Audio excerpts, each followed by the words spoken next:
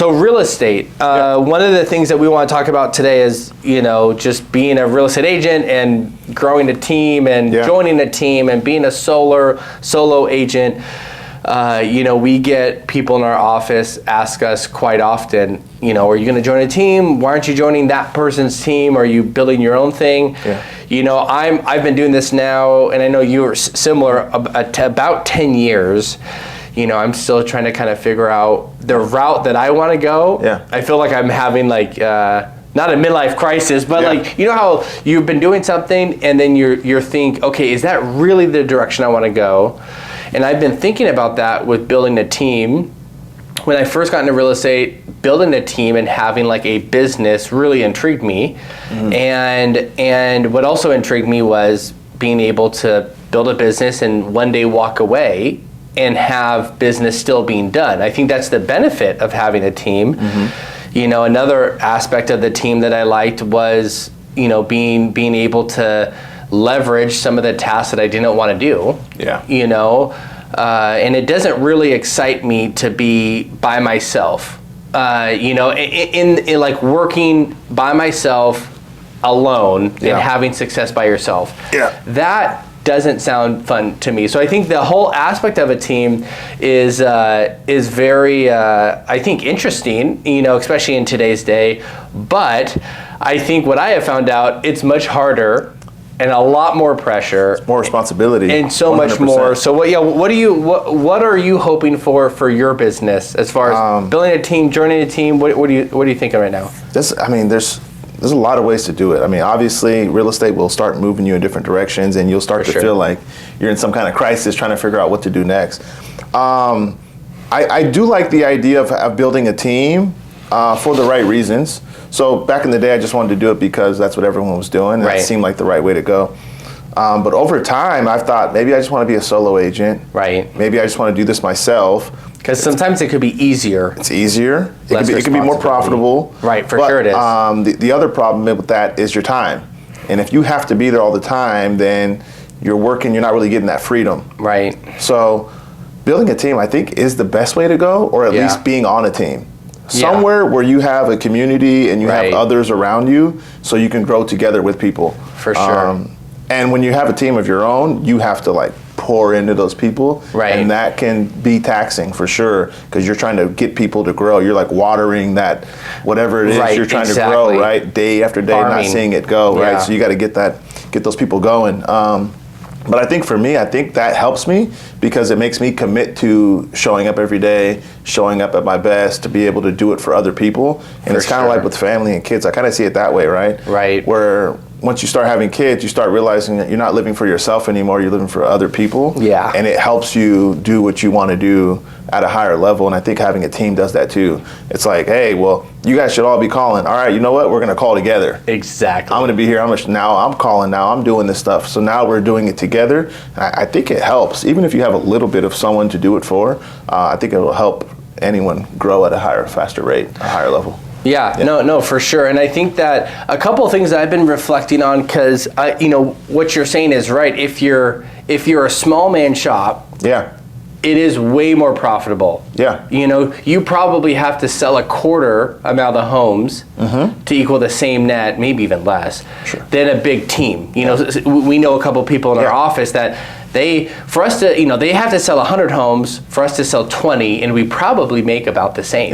Which is actually kind of funny to think of that. But the big teams, you have a lot more overhead, you have more assistants, more marketing. There are so many benefits to that. But if you're just looking at the numbers, that's one thing to identify. But I keep coming back to, yes, am I a little bit more profitable now? Is it a little bit easier to make the money that I want to make than having so many more people on my team?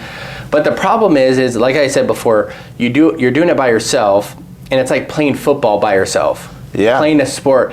Okay, that's cool, but it gets boring really fast. And it's the market that we're, this last 18 months, we've been in a challenging market. Really since 2020. Yeah. We've been in a challenging market. You know, just think of challenging in different ways, for sure. Exactly. Yeah. And so to do that by yourself and not have the camaraderie, I think that's where the team aspect is. You can't touch that. It's winning in that aspect for both the team member and the team leader. So I think it's a win-win, because going, you know, the amount of ups and downs we've had since COVID has been pretty unheard of, and to have to do that by yourself, I think that's one of the things I've had frustrations with, is that you're by yourself, you're doing, you know, you get burnt out. Exactly. But having what you had said, hey, we're calling together, hey, we're following up together, hey, we're going to write these thank you notes to our last 10 clients together.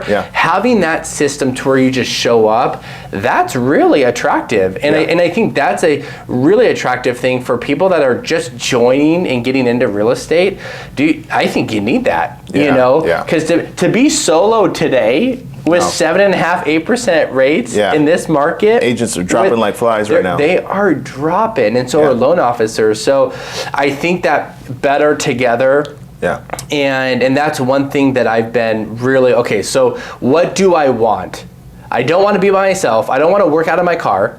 Right? I don't want to be that used car salesman, you know, realtor that's been doing this for 30 years by themselves. You know, I just don't, I'm not hating on that. I just don't want that.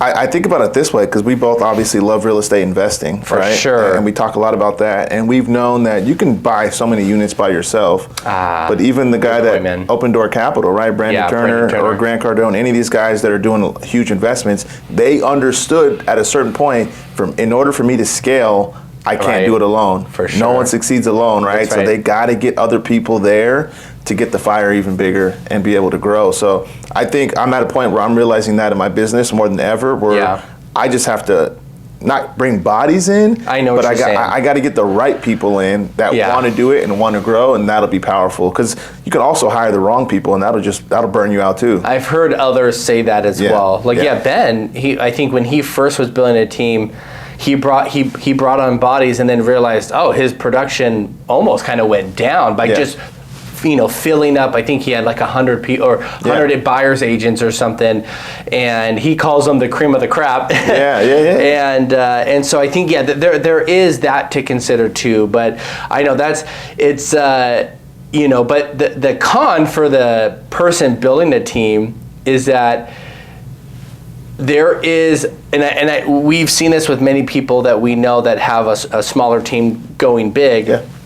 There's a in-between position or in-between time where you're recruiting now to get buyer's agents or listing agents or admin or whatever, but you're still like, you have production to do. You have, and I've seen several people be in that, they're kind of still there. They're doing production. Their production might be coming down a little bit, but they're kind of falling forward in that aspect. But they're also getting a buyer's agent, training them, having them shadow. You know, that's a lot of time, as you and I both know. You got to just do it, man. Okay, think about this though, right? So all the people that have done it at a super high level, they all talk about these mistakes and these bruises they got, right? True. I made this mistake. I brought on too many people. I didn't hire an assistant first. I did all this. The funny thing is, they sit back and say, don't do those things, right? They did it. But they did it, and they learned from it, and they got better at it.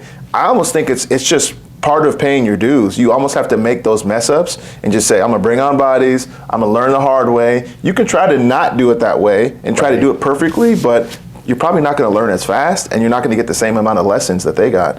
I think those people just got to blow it up, man. Bring some people on, figure it out, blow up the system, and make it work.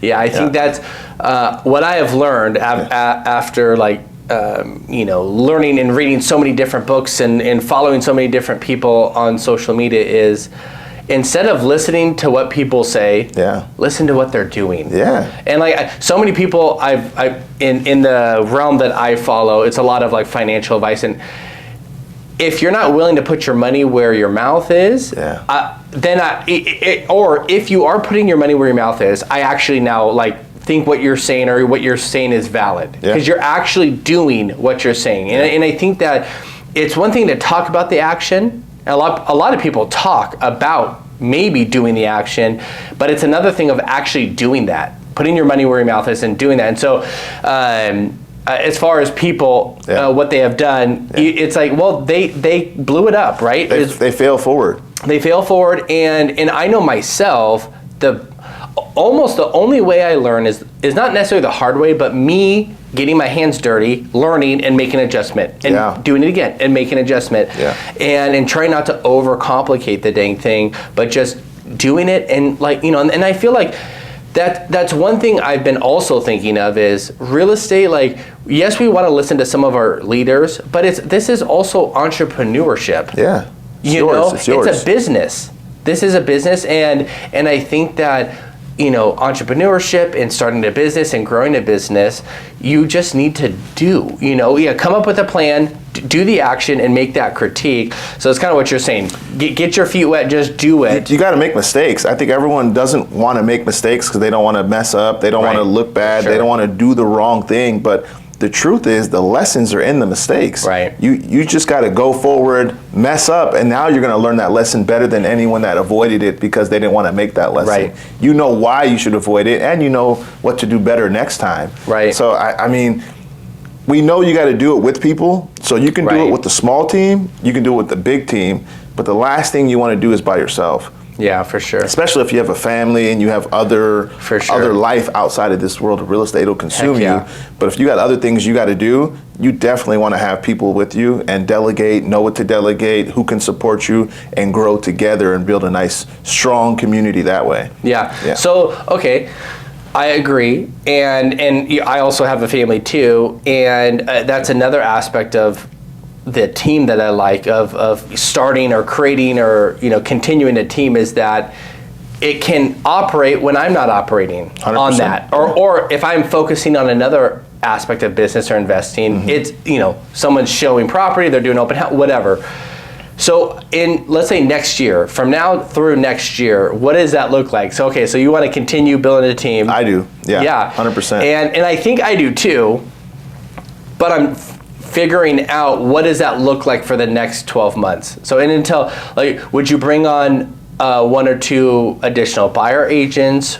What do you think? And then I have another follow-up question about how do we make it profitable for both parties? Yeah. The business owner, the team leader, and then also the buyer or listing agent. Yeah, that's the great question, and I think there's 2 parts to this. One, I think you should definitely have a plan. You got to have a plan of action and know what you're going to do, but you also have to know sometimes things are not going to go like your plan. They're not going to go according to how you want them to go. So you should definitely have some kind of guideline of what you want to do, but the people you bring on, that's going to come down to the people. This person might not be a good fit for a buyer's agent, but if they're a talented person and you can use them on your team and you can help them grow and you guys can help each other grow, you should be able to find a role for that person to put them in a position to succeed and help you and help them. So I don't want to get dialed in and say, you know what, I got to have this one X person. Got it. Because I may be missing out on other good people because I'm just looking for this one person. In a different position that they could have been in. Correct. So I think the important thing is to find good people. Find good people that are hungry, that want to do the business, that understand what they're getting into. Right. A lot of people don't know what they're getting into when they get into this business. Yeah. And it's your job to let them know, hey, this is what it really looks like. And yes, it's hard and it can be hard, but it can also be real simple. If you just do X, Y, Z or A, B, C, you do these things right here, you can have a lot of success. But if you get distracted with all this stuff over here, it's going to be a tough business for you. Yeah. So I think if you find the right people and put them in the right position, it can grow big as you want it to grow. So for me, it's really just about building a team, but building a team that works together, finding people that are hungry, people that want to do this business and understand the expectations of what they should be doing. Right. If I come across someone like that, then I'd be trying to hire them. If they want to be a buyer's agent, they want to be a listing agent, I'm going to try to guide them to whatever their goals are and whatever they want to do in this business. But if it's not a good fit and they're like, hey, I just want to do this, and I'm like, that's really something that we're not going to be doing, then it's not a good fit. For sure. So if you were me, would you bring on, instead of 2 buyer agents, if you could position it perfectly? Yeah. And let's say they wanted to be a buyer, would you start with 1 or 2? I was thinking, just start with 1. And I'm like, or should I bring on 2 So then again, you get a quicker team, you know, and then, I mean, I have a couple ideas of what they would do and what we could all do. But before I do it, you know, what do you think of having, like, you know, getting two, you know, would you start with that? Or would you do like marketing, or, you know? I would. And at the same time, do we know what we've read, what we've been taught, what we've been told? They all say you should bring on some form of an assistant first. Yes, that's and right. some form of if it's not a virtual assistant, it's in person, in the office assistant. Right. All right. Now, sometimes people want to go that route, and that makes the most sense because it's going to take all those little, small, mundane tasks off of your plate.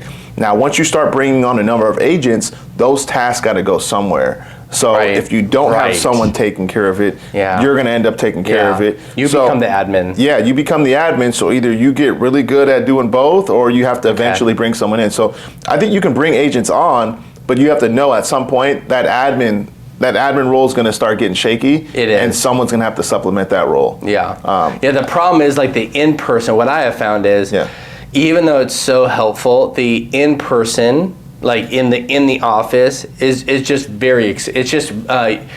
It's your biggest investment. Yeah. And it's there no matter what you sell, you know. Yeah. The one thing I wouldn't mind trying is like a virtual assistant with some of the additional tasks that a TC doesn't do. Mm-hmm. I just had another agent close to me in Southern Orange County.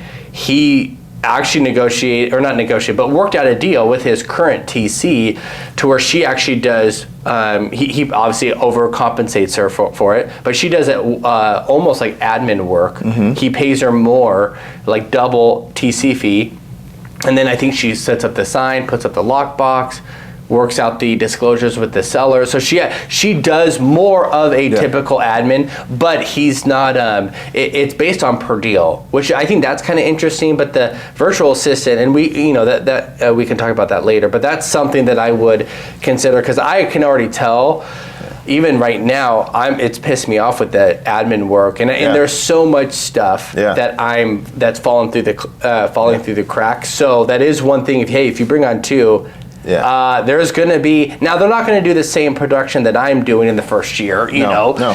So there is that to consider. But I'd bring them on. Okay.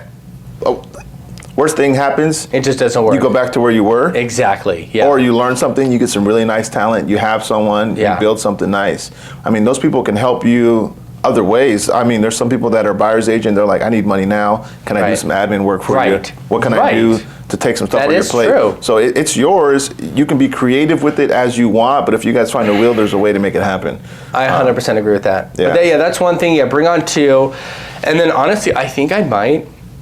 I don't think the number matters. I think it's the quality. Okay. The quality of the people. Okay. The only reason why I thought, 5. I mean, you know what I mean? Yeah. True. Yeah, that is right. But I think I would, honestly, follow exactly what, Ben Kenny Place, just the Ben Kenny wheel, know, and just open houses, like 10x open houses like crazy. Yeah. I think I would have them do what I did 6-7 years ago, which is you do 1 or 2 open houses a day, call the people build a pipeline, door knock, pass out flyers, social media. Literally if you're full time, now that's the other thing. If you're full time, I think I would just have them do what I did 5-6 years ago. So that's the key. That's the key right there, is finding someone that's willing to do that. True. Willing to do that grunt work, if you will. The grind. To get it going. Right. Because it's an uphill climb at first. You can go like this real slow, or you can run up that hill charging it, right? So you got to find someone that's willing to charge it. I see. In order to do that, you got to pour into that person to where they believe they can accomplish those things. Very true. Yeah. So, now, what would you like if someone was willing, not willing at all? Let's say they're full time. They're not willing at all to do, basically anything. Would you just let them go, or? I think at some point you're going to have to cross that bridge, right? Because it can be detrimental to the team at some point. For sure. If they're not really willing to do the work necessary, and they're showing up or not showing up, right? that sends a message to the other team members, unfortunately. Yeah, I 100% agree with that, especially the ones that are there grinding it out and with you, right? Yeah. Okay, so yeah, team. Anything else about a team that you're thinking of or just kind of going through? No, it's on my goal to build a team. I've tried to like do it in a certain manner before, and it was just taking too long. Yeah. I was being, overly selective. Yeah. Oh, okay. And it was just stopping the growth. So now I'm just focused on the growth and failing forward, if you will, and learning as we go and making corrections. And that way I'll learn the lessons a lot faster. Yeah, that's true. Right? So adapting, not being afraid to fail and adapting and failing forward. Now, I was reflecting on this the other day. I feel like being in real estate and like what we do was drastically different than what I thought before I came into the business. Oh yeah. Did you feel that way? Oh yeah. Yeah, I thought dramatically different. Especially like getting business. For some reason, I thought that anybody that knew me was going to use me, and that's what my expectations were. And I was so confused. Like, why wouldn't you use me, dude? You know me, kind of thing. Bro, I was having this conversation last week. Okay, yeah. With an agent on my team. Yep. And I said, hey, by the way, like I know you've been calling leads and calling your clients and people you've met and people open houses and things. And I said, by the way, have you asked your parents for business? And they said, no. And I said, it's just like, they're my parents. I believe they would use me. And I said, you'd be surprised, okay? You'd be so surprised how many people don't end up using their close family members. And then I said, also, one, I want you to ask your parents, one, for practice, right? But two, if you're not asking your parents, then your parents probably aren't thinking about referring you business. For sure. On top of that. And they're like, well, I think they would. Well, they may, but if you're not reminding them, they won't. And that was one of the biggest things I learned about this business. 100%. It was ridiculous how many times you got to remind people in order to receive a politely, referral. not to, because I'm consistently learning that, but it's so true. It's number one. Everybody knows 5 realtors or more. Especially out here. Now maybe it's 3, but everybody knows multiple realtors, right? And so and I think when you're in that type of market where there's so many realtors, even your friends, your family, close family, like someone we both know, their mother didn't use them in the same area. Yeah. They both, and it's just what, sometimes, even though that might sound kind of crazy, but stuff like that does happen. And at the end of the day, what you're alluding to is it's your responsibility to stay top of mind with the people that you know. It's tough. Because what I realized, first of all, their full-time job isn't worrying about how they could help Joey. That's right. That's right. And they're busy. They have family. They have the same stuff that we all got going on. Even some of the people that I know in other sales aspects, I'm busy with what I got going on. I don't really have time to worry about, I'm not trying to screw somebody, but it's my responsibility to politely remind others that I'm still in real estate and I'm here, and it's for the same reason why companies do commercials or you receive flyers in the mail. It's really the same thing, right? And so it's my responsibility, and if I don't ask, or if I don't, casually or directly ask, then I didn't earn that referral, and what I realize is the more that I contact, especially call or text, my past clients and the people that are on my sales pipeline and just the people that I know, the significant more referrals that I get. And it keeps going up the more I call and contact and email and postcards and all, purchase anniversaries, all that stuff. But it's completely different than what I thought. It's when you get your license, you think all these complete random strangers are going to start doing business with you. Yes. And you're like, and everyone's like, hey, first of all, the phone's gonna ring. Yeah. Can you sell my $2 million house? Exactly, out the blue. And they tell you, hey, when you get your license, you need to focus on the people that already know you. That's right. Deepen those relationships and find out that those people are the ones that need to refer you business. That's right. And everyone avoids that because they, don't want to be sleazy, salesmen, Correct. all that. I mean, I had to learn that because I never saw myself as just this salesperson. I didn't want to be pushy. Right. And later in the business, I understand that, yes, my license, am I a salesperson in business? Yes, I am 100% I'm a salesperson, and I got to be closing. But what I'm doing in real estate is I'm not trying to sell people, I'm trying to service people. There we go. And when I'm servicing people and I'm helping people, it doesn't make me feel bad to reach out to them to say, hey, do you need anything? Yep. So it's a mindset shift that really changed the way we do business. And man, once I got that, that really helped. I'm still learning it, but once I did that, man, that really helped big time. Yeah, it's funny that you said that. Yeah. When my business 6 years ago now, I think really started picking up, and I became a salesperson. Really, I like it. Like I could actually have a career in this and start paying for stuff and having a family. I realized that instead of thinking about what I want, exactly what you're just saying is, how can I help or service that person that I'm trying to help and that I would like to do business with? Yeah. And you really just have to have a mindset shift of that, get the focus off yourself.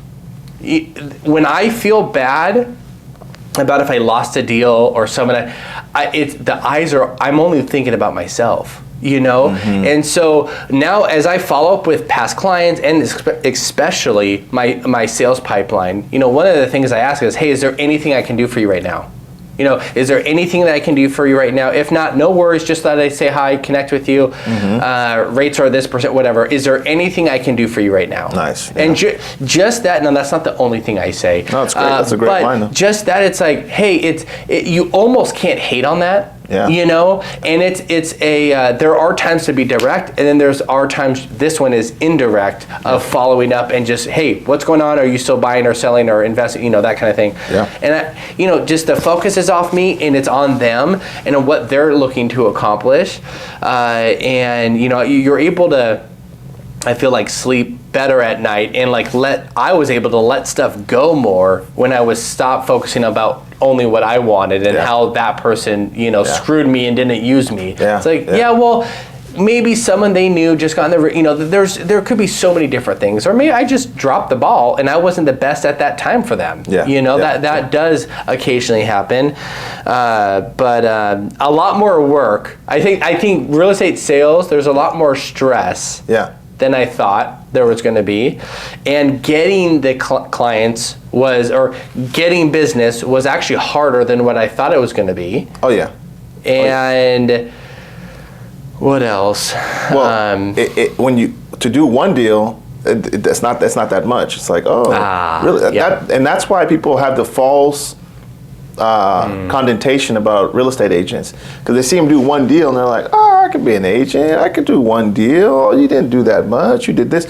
But to do 20 deals, it takes a lot more work. To do 40 deals, it takes a ton of work. You can't fall into 20 or 40 deals. Yeah, you can't fall on that. You got to be hustling. Right, you got to be like a business owner. Yeah, once you start doing hundreds of deals, you have all this history of experience and actual tangible track record that you do to build this, and that's a lot different than just doing one deal. And a lot of people just focus on doing one deal and they're like, oh, okay, I could do this. But real estate's hard work when you want to make it a full-time gig. That's right. If you want to make this a career, which is what you're saying, exactly. It's a lot more work. You need to do 20, 40, 50 deals in something we're talking about in Orange County. Because that's 50 or 60 million. Around the 40 or 60 million, in sales volume, because in Michigan, 40 deals could be 5 million. Okay, I'm sorry, it could be 10.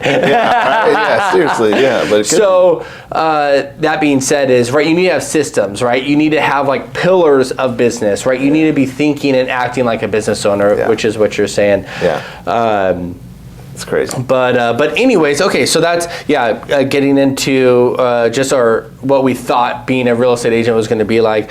Now, the market, I felt like over the last 6 months, I've seen in Orange County, so we're in November right now in 2023, I've seen just our market where I'll go up and get like five offers on a listing, and then I'll have like 0 for like 30 days, and then I'll get like 10, and then right now, I don't know if you have seen this, just recently, especially in the North Orange County. I have several buyers in the North Orange County and also South, but I've been going up against 10, and this last one just early last week now, we had 20 offers we went up against. Yeah. And I haven't seen 20 offers since rates were probably 3%. Markets are so different. There's there's mini markets, sub markets, the grand market. Everything has difference. I mean, I'm seeing the same thing, by the way. So I saw one that had 27 offers, and every person I talk to that's not active in real estate, they're like, it's a terrible time, huh? I know. They're like, market's slow, isn't it? I'm like, I just went against 20 offers. What are you talking about? All right. So now I went a little further out, and a lady we just got accepted on, we asked for 20 grand credits, and they took it. Oh, wow. And they had no offers. Interesting. So there's little markets. It's like hyper local. Yeah, not every single area is going to be the exact same. No, there's a lot of different things going on right now. Yeah. And it's crazy how competitive it is right here where we are right now. Very true. It's fiercely competitive when the property's priced right, shows right, and has all the right things. If it doesn't look right and it's overpriced, it is sitting. That's I feel like is the interesting thing is like you have like the two extremes. Yeah. Where the 20 offers, but then I have a property that I'm going to be making an offer on, the next door neighbor, so 20 offers, and they've been on the market for 27 days. Yeah. And it's like, oh, whoa, same neighborhood. Yeah. You know, they have a couple of different things going on, but what you're saying is if it looks right, priced right, shows right, everything, right, those right now, they are flying off that you almost can't get an offer accepted. No. Like, you know, you really have to, I mean, one of these, we went, I mean, almost all in on this one property in Anaheim, and it needed some work done. Yeah. It had good bones. Yeah. It didn't, the pictures were fine, but they priced it right, and that was the one that had 20 offers, and I thought we were going to get our offer accepted, but we didn't. I know, it's weird. And it's just weird. We all weren't prepared for that because I haven't had 20 offers in a year and a half. Yeah. Maybe 2 years now. So certain price points, right? So the one with the ladies out, she's buying about an hour out from here. Got it. And that, 500 price point, right? Which is crazy because you think 525, 530, it's going to be a lot of people buying it. But that market, it's different. Yeah. The market out here, the guy's buying about 900, 950. Yeah. Fiercely competitive. Yeah, it is. Going 100 grand over asking. Gosh. Multiple offers on everything. And we're close to the holidays. Yeah. Thanksgiving's this week. Thanksgiving's this weekend. Isn't that nuts? I know.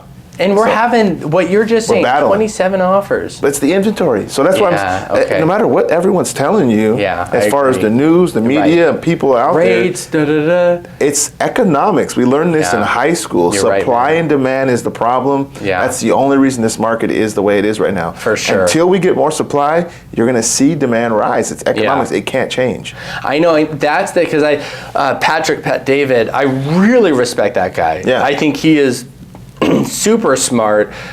He has just a great flippin' story about how immigrant, Army, started. Then he was an F up, for years, and then just one day he you should follow him. Got it together. He got it together, and literally that just changed the trajectory, not only for himself but for his family and his family for generations. And he says, real estate's going to go bonkers up. And he has a point because there is a lot going on in the world. But I think, dude, we've been 8% rates for a year and a half. And at least in Southern California, I can't speak on other parts of the country. In Southern California, and I think in what I've heard is in most parts in the country, prices have stayed the same, if not slowly increased, even with 7 to 8% rates. And the simple thing is, there's just not enough options. In Orange County, we normally have 7,000 homes on the market. Last week we had 2,300 homes. Yeah. So if you think that's roughly a third, quick math, that's roughly a third of the inventory that we normally have. And so you just have less options, but people are still life. They got a new job. We're making babies faster than we're dying. I know I am. That's right. You got one here. I got them 1 month old now. Yeah, so I mean, we're making babies and we're growing faster than people are dying. People are living longer. For sure they are. And now, here's the big problem. The rates are so high for builders and buyers that the builders are going to stop building. They're going to stop building because the inventory is going to get... Yeah, it's going to get even tighter. Yeah. It's going to get even tighter. Well, and you got venture capitalists and private equity. Yeah. They, over the last 10 years, they've been buying a lot of residential real estate, not just apartment buildings and stuff, but single family, you know? So yeah, this market is just nuts. And right now, because it's, you know, it can change a little bit and cool down a little bit. Everyone's waiting on this cycle. Right. All these people are like, hey, I want to wait for the market to do this.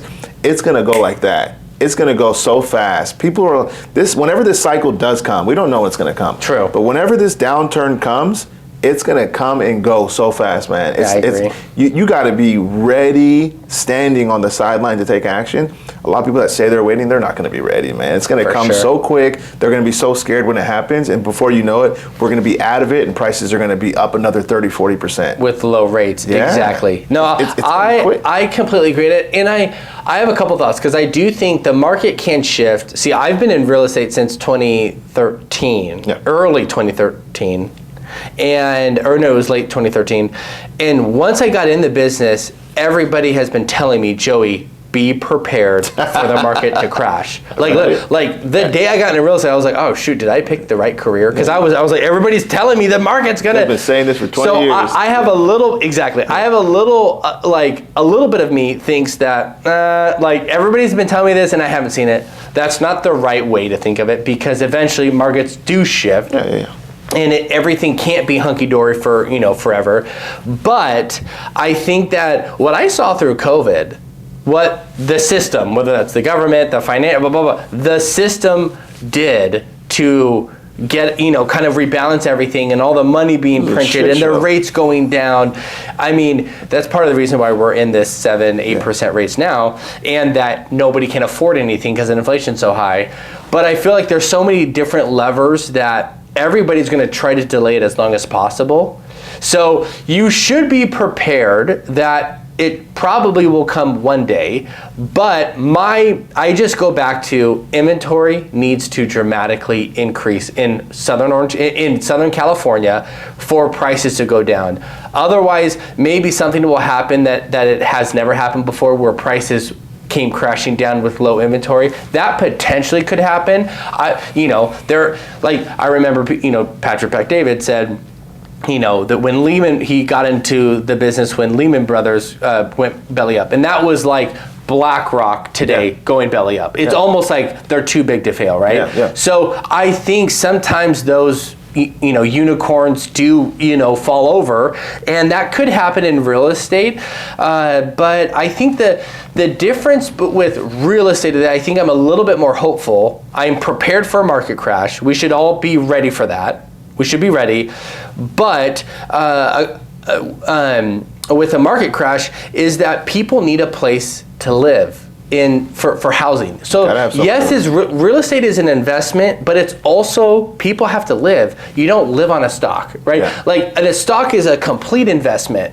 A company is a complete investment. If you're going to buy in 401k or this or that can go belly up for, that. I think that's one of the reasons why stock markets is the stock market. It goes up and down every single day. And real estate is more sticky. It's more conservative, generally. It's more real. It's 100%. You're right. It's more real, and people need a place to live, right? So you have that aspect. Again, going back, inventory. I think when inventory even gets to 5, 6, 8, 6, 7,000, that's when, and we have 7% rates. I would be pretty okay. Hold on, kind of thing. Prices could come falling. Yeah, people just got to take action, man. I think people are thinking about it too much. People are waiting and stuff. I mean, if you can afford it, you got to take action. Because the opportunity's in front of you now, and the opportunity may not be here when you want it to be later. It's almost like the failing forward and learning from it, right? It's almost the same conversation where you just have to do it and get into it, because if you continue to wait, you're going to miss out on all the good stuff happening. when people want to get into it when it's popular, and when it's popular, you're overpaying. Yeah. You're overpaying. Right. Like everybody wanted to flip in 2021, 2022. Yeah. You know? I mean, it was super popular. Do you know how many clients that during 2020, the pandemic, we were buying and they said, everyone's telling me not to buy right now because we're going through this? If the people that didn't buy, oh man, they're in pain. Yeah, man. They're in pain. They're hating it right now. There's a lot of people that would have bought, you know, and they're kicking themselves in the foot right now. Yeah. The people that did buy, they're like, yeah. Right. They're so happy. They're excited, man. They're loving it. Yeah. So, I mean, the opportunities, you never see it till back in the day. And I was just talking to someone about this Sunday. He was like, you know, another guy, talked to him randomly, saw him in the streets, and he was like, hey, isn't it like rough right now? Isn't it like interest rates? And I was like, let me tell you something, man. I said, I don't remember ever in my life, in my whole life, where I said, you know what? Real estate is really affordable right now. It is so cheap. It is so easy. That's good. It always feels expensive when you're getting in the market. It doesn't matter what the prices are, what the rates are. It's always a stretch because you're buying something worth it, and when it's worth it, it's going to cost. You're going to pay the cost. Well, and it's generally people's biggest purchase ever. Yeah. Oh, yeah. Even if you're, you know, of their lifetime. Exactly. It's generally every purchase is the biggest one. You know, biggest financial, you know, investment and risk. Right.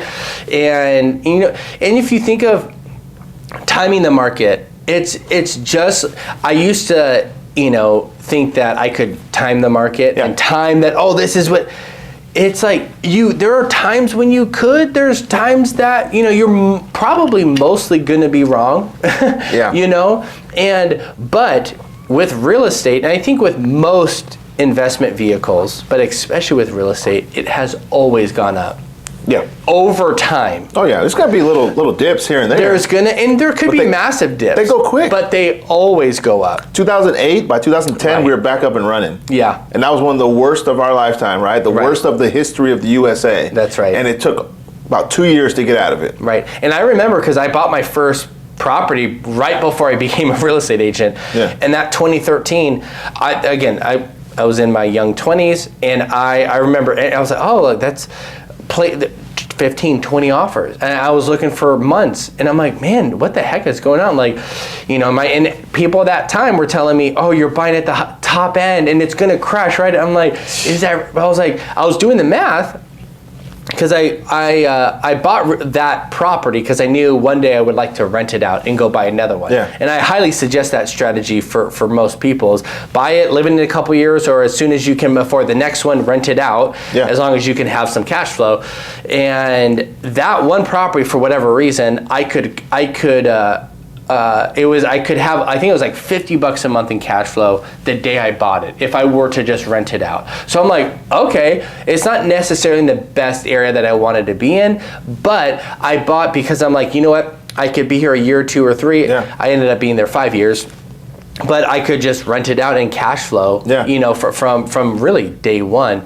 And so I was like, okay, I could cover my butt if the market does go down, right? Because rents generally hold even during a recession. Some people have told me during a real estate recession, rents go up as people are losing their houses. You know, that's what, you know, in times in 2008, there were some evidence that showed that. So I was like, okay, well, if I plan on keeping this forever, I always thought of real estate long term. I never really, and even still to this day, flipping real estate, it's not necessarily what turns me on, because I just feel like there's just more risk. Yeah. I know people that make a good amount of money, a healthy amount of money with doing that, but long term, you can cover your butt. And I feel like even today, if you're in it for the long term, I mean, look at Warren Buffett, and even he says he can't time the market, and he's Warren Buffett, but that guy has time on his side. You know, he's had holding time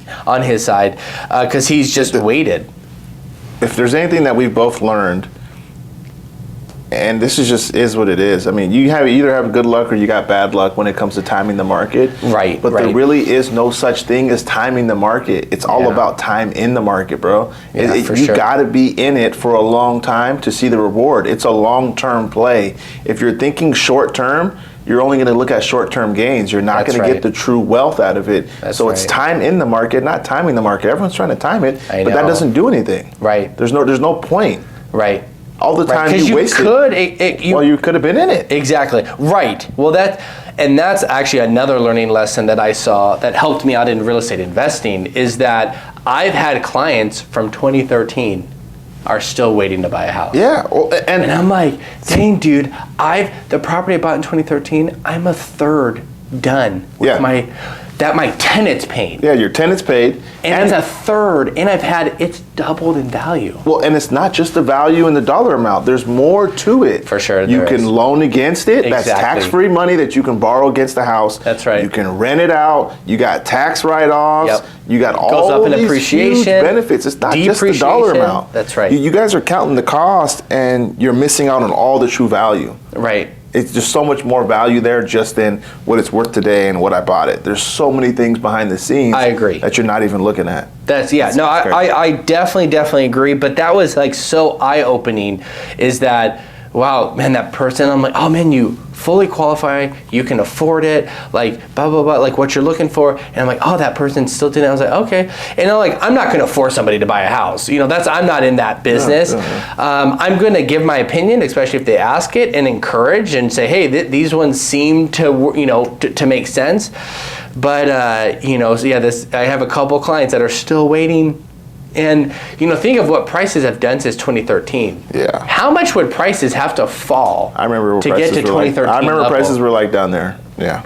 Yeah. It's crazy. So, the market is definitely interesting. Anything else about this market? So multiple offers. I'm seeing prices going up a little bit. Yeah. Sellers having options. I'm also seeing, and sellers have, what I've been seeing is sometimes sellers aren't even responding to our offers that we're making today.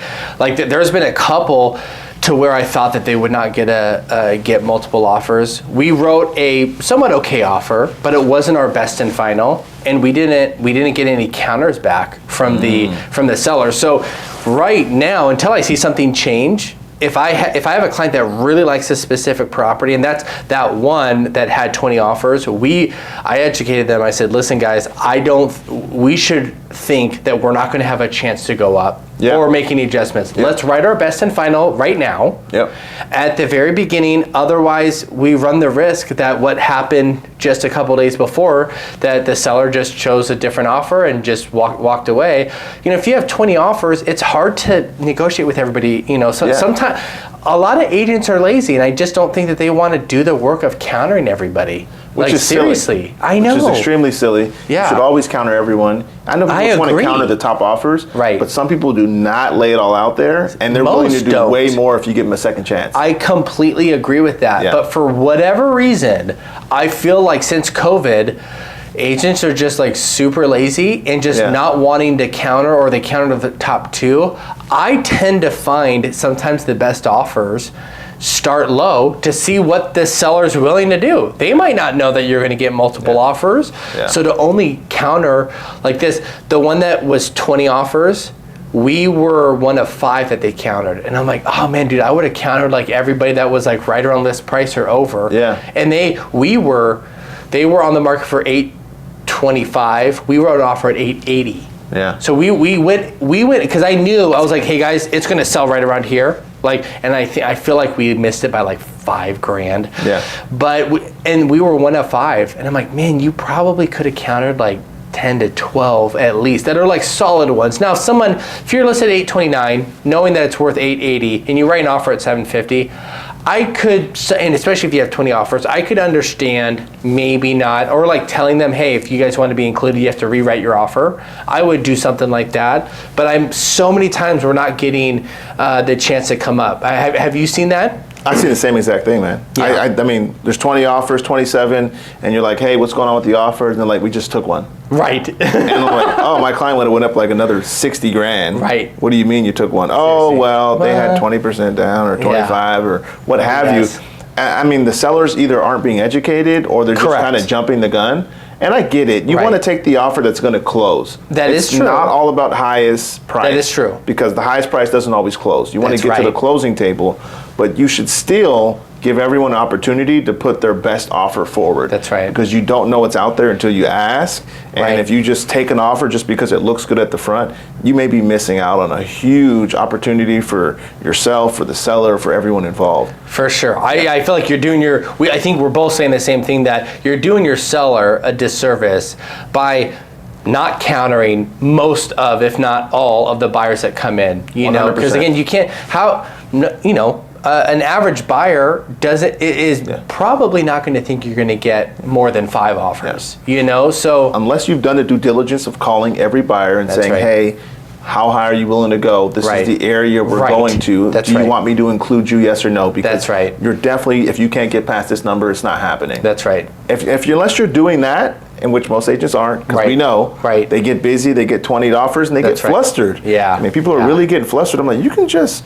make a simple system and make an email and just say, hey, everyone, send me copy and paste. Yeah, copy and paste. You don't have to make this complicated. No, seriously. And I literally, because there are times, I mean, quite often the last 5 years, we've had multiple offers. I just have a Google sheet, and I just, the agent's email, I just copy and paste that, and then literally I write one email, and then I either BCC everybody, or I just copy and paste the email. And it actually doesn't take that much time. Yeah, it doesn't. But I think most agents don't have the ability or the patience to save emails. I do the same thing, man. You star them when they come in. Exactly. Right? Save the email, go back and email the 20 people. I do the same thing. I've done that before. A folder for this property, an offer, so I'll put it in that folder. That's worked really well for me in the past too.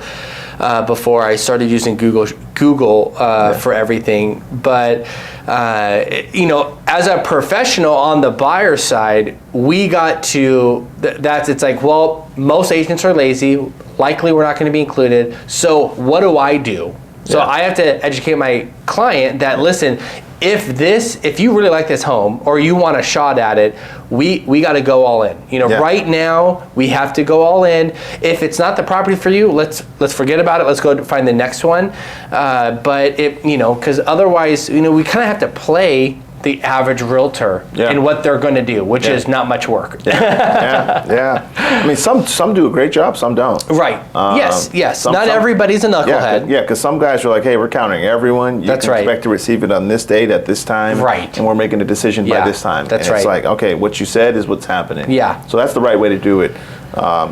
Because buyers, it's an emotional process for buyers. Sure They go out there, they fall in love with a home before they even wrote an offer. They wrote an offer, and now they're waiting to hear back. And you're like, you're not going to know at the end until about 3 days from now. That's right. And every night they're like having trouble sleeping. Yes. And then you lead 20 people on and tell them, hey, we got offers, and you already know which one you're looking at. Correct. You should be saying, hey, we got offers that are above yours. You should, as an agent to agent, hey, you should get back out there with your buying. Yeah. Because we got some stuff that's really strong. I don't think your guy's going to make the cut.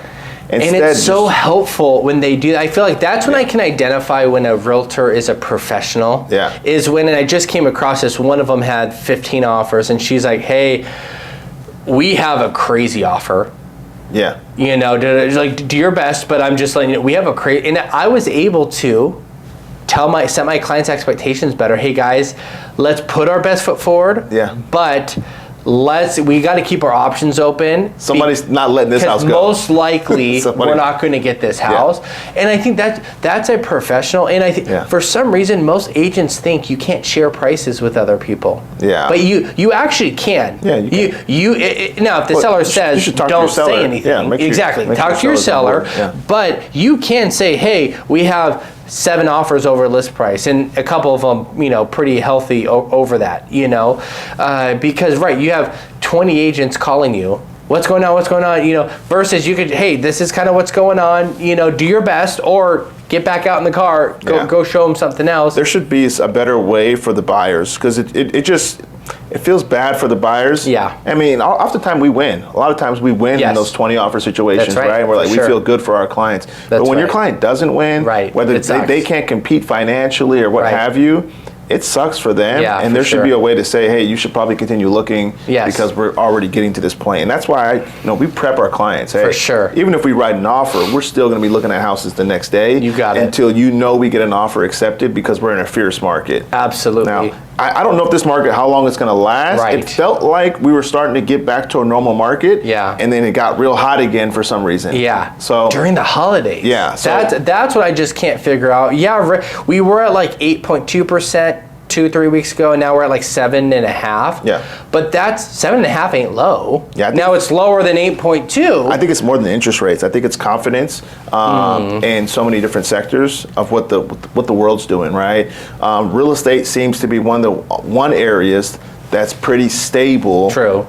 And even though you got tech things going on and you got stock markets making moves, real estate, for the most part, feels pretty stable. Yeah. And even when recessions, a lot of people know this, even though, I don't know, today with social media and the news, you just never know. People are always pushing bad news on you, right? Right. So people are thinking, they hear recession and they think, oh man, real estate's going to hurt. But in the reality is we've had a ton of recessions, and a lot of them, real estate is the best performing asset. That's right. So the people that know that are like, hey, when we go into a recession, it's time to hold on to some real estate because everything else is going to do crap. Yeah. Well, and it's like, we've also heard like a recession doesn't necessarily mean real estate recession. Correct. It can be. Yeah. But if you look at like what happened in COVID, the stock market went down, 28% within 2 weeks? Yeah. Like the S&P 500, I think it was like 20, 25, or 28 within 2 weeks. Now, the S&P 500, the whole market, with that, panic. Now that is now it obviously rebounded, fairly quickly. It's not even possible to do that with real estate.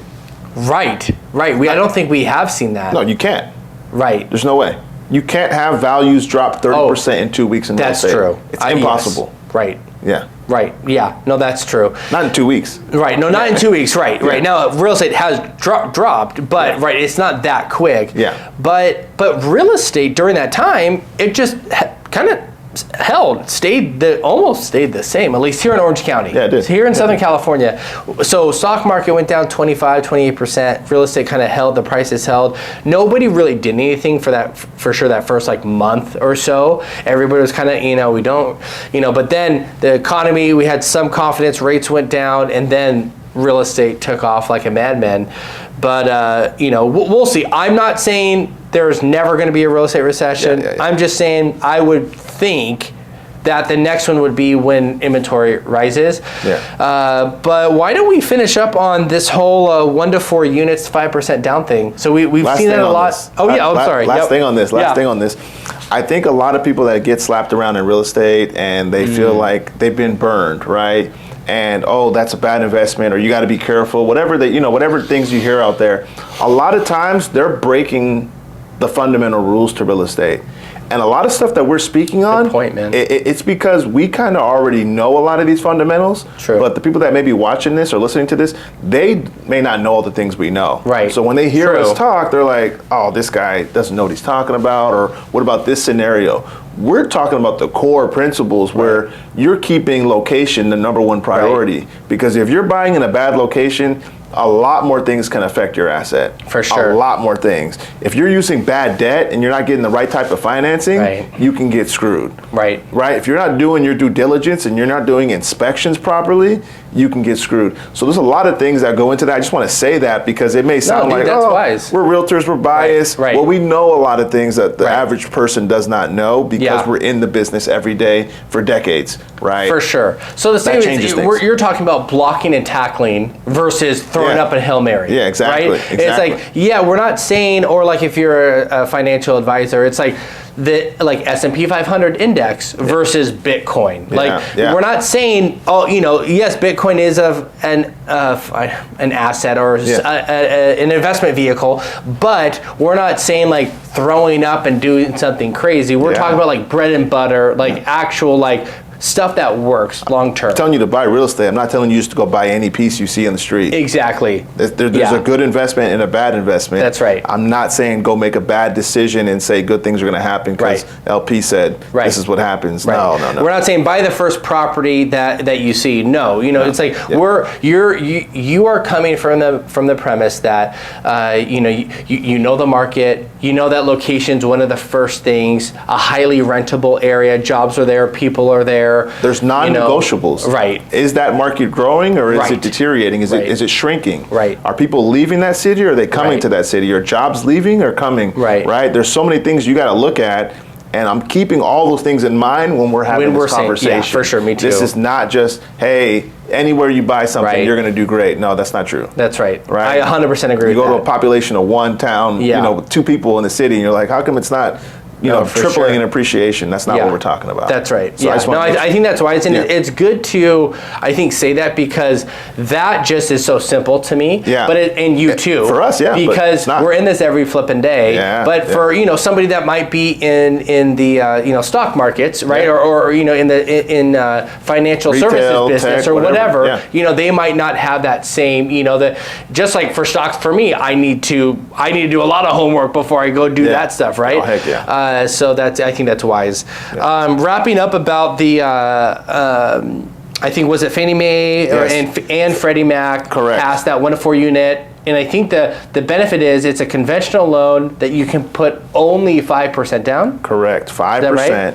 And you can buy up to 4 units. Dang. Right, and you have to live in it 1 year. You have to live in one of the units, meaning I at least 1 year. Buy at least 1 year. Buy 4 units. I can live in one. I can rent out the other 3 units, and that will essentially cut the mortgage payment down significantly. Right. You can also use 75% of the income to help you qualify. So some people will say, well, I can't afford $1 million place or what have you, a $500,000 place wherever you live. Well, you can use the rent to help you qualify to be able to get that loan. That's the beauty of it. And it's not FHA, it's conventional. Right. And we know FHA has the mortgage insurance premium that stays on there. That's right. That's one of the true benefits of going conventional is you can get that mortgage insurance off. Once you can prove 20% equity, right? Correct. FHA, you have to refinance out. That's right. Right. Yeah, because you could have that same loan. Now you would probably refinance your 5% down one because likely in years to come you can get a lower rate. But if let's say at one point you get a 4% rate, you could just prove by equity by getting a reappraisal versus readjusting that rate that you have that you don't necessarily want to lose. Yeah. No, I think that's cool. I also think it's cool, to help people get into, real estate investing because in a form, you're buying your primary, living in one and renting out other 3 units. Now it can be hard for cash flow right now, but if you make good money and you have long-term goals with real estate and you want to keep that asset for a while, and you're okay with holding it and living in 1 unit and stabilizing the property, raising rents over time. It might take a couple years to boost rents up to where you can have some cash flow, but I think it's great that people can get into real estate a little bit easier. This is the absolute play right now for young investors, people trying to get their first deal that don't have the resources to raise funds, right? Because we know as you scale, you need to be able to bring in money, right? And if you can't do that right now, this is the way where you can get in anywhere in America. There's a lot of markets where you can get in and say, you know what, I'm going to buy a 4-plex, I'm bringing 5% down, I'm going to live in one, even if you got to rent the rooms out in the one you're living in, right? And then I'm going to rent out all the other units. Do whatever you can and find a way to cash flow. There's deals out there that'll cash flow. There's not a lot of deals that'll cash flow because of the debt right now and the interest rates, but there are deals out there if you look hard enough. You may need to go to some off-market sellers. You may need to get creative, but there's deals out there right now. I think that's one of the best plays right now for young investors or anyone trying to get started is to buy the first 4 units. That's right. No, I think that's great, especially as somebody that, young hustler, you have a decent income, and you can, you don't have to live in a single family home right now. I think it's great to be able to get a couple units under your belt on your first purchase, or maybe it's your second one. Maybe you have a townhome and you're okay to live in a unit, one of the units for 12 months.